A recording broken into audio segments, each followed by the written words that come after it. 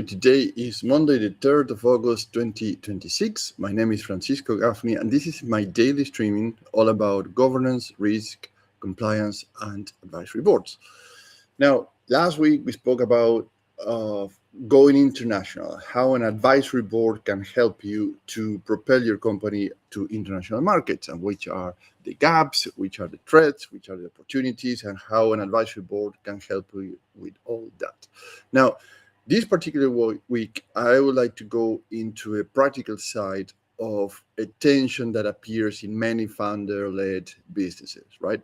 So you are a founder, or you have an executive team, or you're a board already, and this is a problem that constantly happens, and I wanted to address it this week. So the problem is this: you might believe that a company is ready. Ready to what? What I mean with ready is that it's ready to grow, ready to raise capital, ready to enter another market, as we discussed last week, ready to recruit senior people, ready to sign the larger partnership. And what happens often, the founder has good reasons for feeling confident, right? So you have all what you know, unfortunately or fortunately, is in your head. So that you know the product works. You know the customer have a very good, healthy payment cycle. The revenue has moved, so it's increasing. The market is showing interest. The team has achieved a lot of within a limited resources, right? So this is a real belief. It's not a fantasy, but the belief is not the same as a board proof. And what I mean the board proof is so how you handle this challenge. Because one thing is to say, yeah, we know we can do it. Then you have to put it on paper with evidence. And this is with an advisory operating system that you can do that. Here's on the screen, we already have the operating model. So it's the center of the model is the advisory board operating system. And around it, you have the 4 milestones to how to scale, how to predict, how your system should operate, and what is the innovation, the transformation they're looking for. So what I'm trying to say with this is I'm going to use those 4 milestones to build a 90-day board action plan, right? So if you see this model, you will say, this is too complicated. This is too much to do. Not really, because you have a 90-day action plan that I'm going to show you. I'm going to develop throughout this week, but today I'm going to show you how it looks like. So this is not a long strategy document. This is not another presentation, but a working plan that tells the board what needs providing, who owns the proof, and what must be happen next, right? So you have all laid out. So what are the problems that we're going to address? Problem number 1 is that the market interest gets mistaken for readiness, right? So even if you know that it's a market interest, it doesn't mean that your company is ready. Yeah, you have the good signals outside, but is your company ready for that? So things that might come your way would be a customer asking question does not prove the company can scale, right? So if they say, oh, we have all these other projects, can you deliver? It doesn't mean that the company is ready to deliver that. Or a partner channel, the ecosystem offering access to certain other tenders or new product, new connections, new suppliers or services that you can provide, then doesn't prove that the partnership will protect the margins or the customer ownership or the control of what you are delivering, right? So they might start to suck all the resources, time, and products or services to a very expensive exercise rather than making the company grow. And here, this is typical with the large change of supermarkets, where pretty much dictate the revenue to the company. So you exclusively manufacture for a particular chain of supermarket and pretty much dictate how much you have to earn. And many of these are very aggressive, and they document that say your profit margin is 3%. So let's assume that you, for whichever reason, you go and make a 5% profit margin because you optimize, you updated your system, you optimize the processes, you employed AI for whichever reason that make things much faster, and you gain another 2% margin. Guess what happened? Contractually, you cannot have this 2% extra margin. You think that is for you? No, unfortunately, no. That chain will take that margin from you, because actually the agreement is that you're going to get only 3% margin. All the rest goes to the buyer. Harsh to hear, but it's a reality, and this is a big problem that many companies are facing. And they are trapped because that's their business now. They have they supply only to one big chain, but the margins are dictated. So an investor taking a meeting does not prove that the business is fundable, because if they see this contract, they say, well, unfortunately, this is not for us. So this interest tells you somebody is curious, but not necessarily that actually are going to do business with you. So the proof tells you the operating model can carry the opportunity or not. The problem number two is that the founder's confidence hides a missing evidence. So you as a founder knows the history. You understands the product. You knows why the customer buys. You hold all the relationships. I can explain all the awkward gaps that might happen, right? You have that capability, but the market does not invest inside your head, unfortunately. And they say, well, it's too pessimistic. When I say, no, this is a reality that many founders or many companies face. I say, you know better than actually you can prove, and that is a challenge. So the board needs evidence that other people can understand, test, and trust. And problem number three is that the evidence arrives without the working rhythm, meaning that actually that is not schedule, it's not the workflow, it's not the process, it's not something that's repeatable. So one advisor talks about growth, and you listen to that and you try to do it, but then I have another advisor that talks about funding and how to prepare for funding. So you leave what you're doing here, or do it, to look into the funding side. And you might have another advisor, or listen to another people that say it's about the legal structure. And then you stop halfway growth, halfway funding, and now halfway legal structure.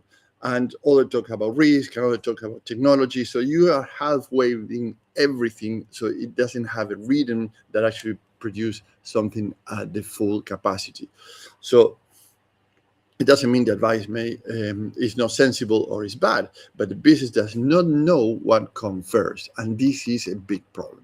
So that is how a good advice becomes another source of noise. Unfortunately, you have a lot of noise, but not really in reality how you execute that. And looks like this. I have a small image for you. It's like having a bridge. Yeah, you are building a bridge, or you have in your mind a bridge, and know exactly where it should lead and where it should land and where it should go, right? Which are the gaps that you're covering, which are the 2 points that need to be connected. The board job is not to argue about whether the destination looks attractive or not, because you have that. The board job is to test whether the bridge will carry the weight, right? So can this bridge make possible for your company to go that way, right?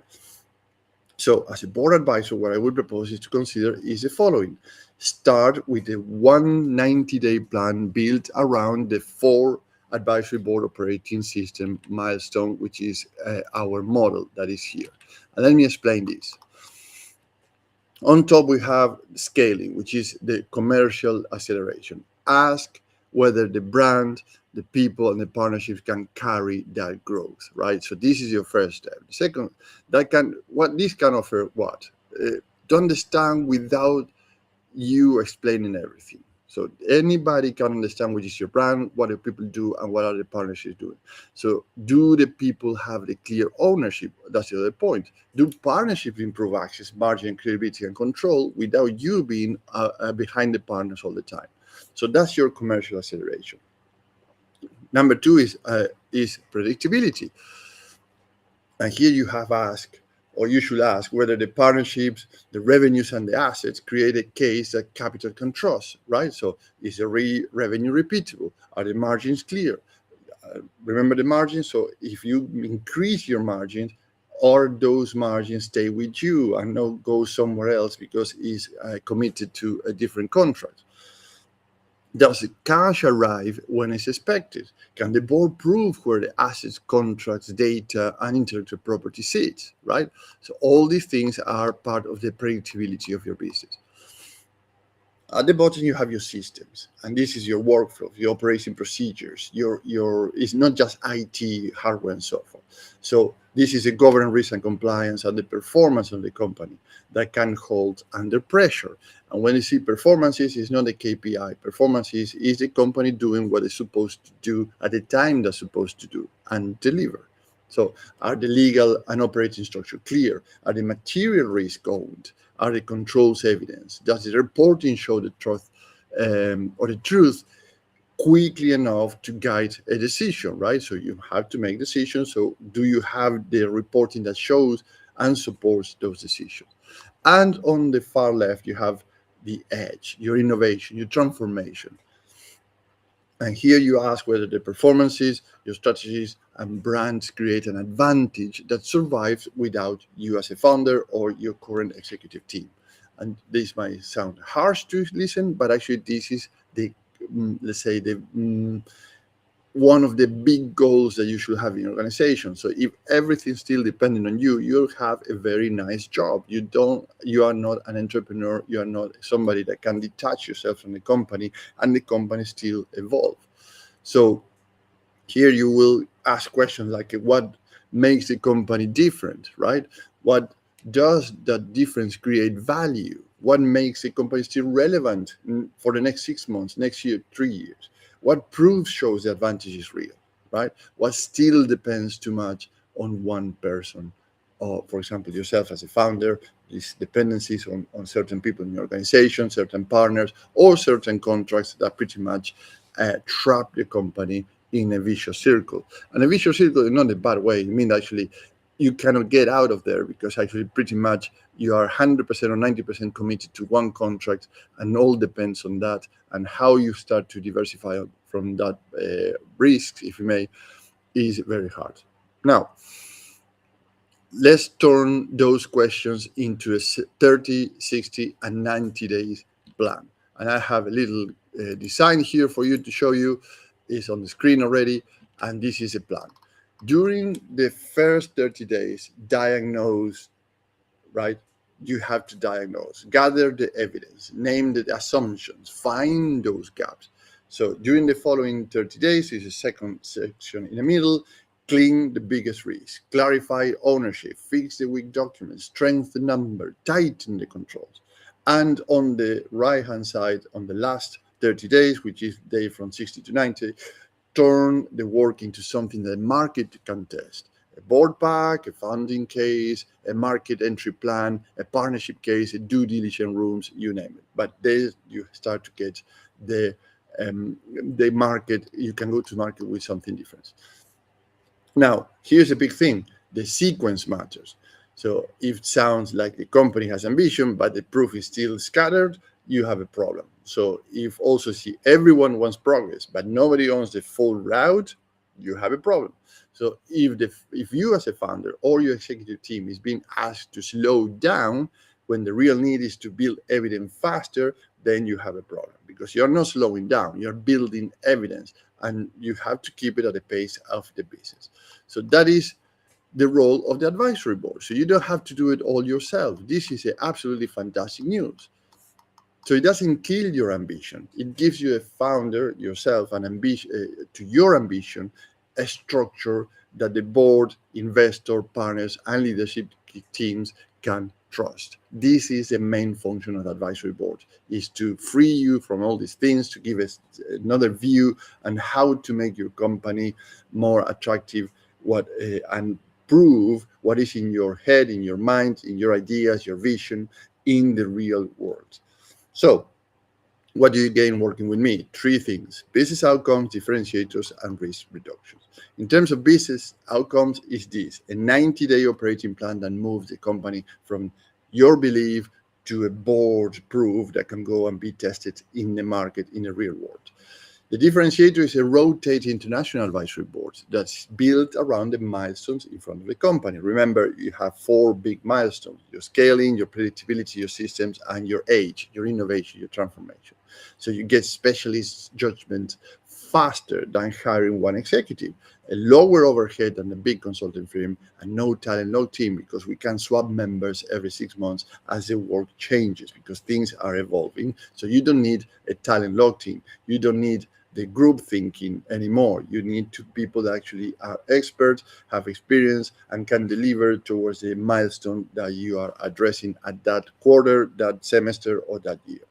And the risk reduction is we avoid the drift, right? So remember that we said you have very good advisors in law, in accounting, in strategy, in branding, but all that contributes to a big noise because nothing is said, nothing is addressed or put together in a plan.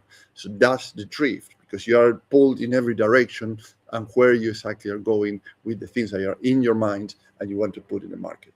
So the business stops chasing growth, capital, or market entry before the evidence, the controls, and the ownerships are ready.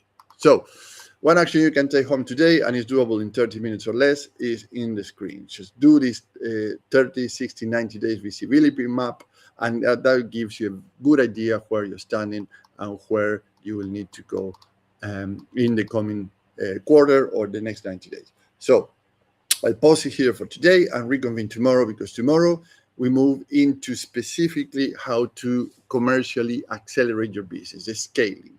We'll test whether the brand, the people, and partnerships are ready to carry growth, or whether the company is mistaking market interest for a scalable operating model, right? Because sometimes you have all these inquiries, these potential tenders, etc., but is that a scalable operating model for you? And this is very important to understand. So if you have a company with more than 50 employees or more than 10 million in revenue, and you want an international advisory board to turn this ambition into fundable, governed, and executable 90 days plan, let's have a chat so I can understand where you're coming from, where you are today, where you would like to go, and I will explain the offer on how the milestone process are processed and how to acquire all these things for your company and make possible all the things that you have in your mind. So have a great day, and I'll talk to you tomorrow. Thank you, and bye-bye.